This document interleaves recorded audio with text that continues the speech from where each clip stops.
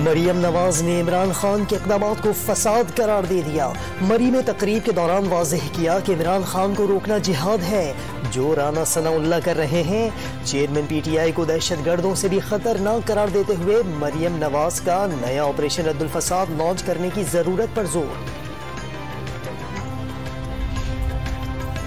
धरना देते तो गोली चलने का खतरा था, हुकूमत के इरादे खतरनाक थे। PTI के कुछ कारकुनों के पास भी पिस्तौल थे। इमरान खान के तरफ लॉन्ग मार्च खत्म करने के लिए डील का तासुर मुस्तरद। आसिफ जरदारी और मलिक रियाज के दरमियान गुफ्तगू से भी इजहार लाताल्लुकी। वजीर आजम 3 रोजा सरकारी दौरे पर तुर्की पहुंच गए। तुर्क वजीर दिफा और आला हुक्काम ने शहबाज शरीफ और वफ्द का इस्तकबाल किया। तुर्क अफवाज के चाको चौबंद दस्ते ने सलामी दी। रूस से गंदम के लिए बात हुई लेकिन तेल की दरामद मुश्किल है। साबिक हुकूमत ने रूस को तेल की दरामद के लिए खत लिखा था।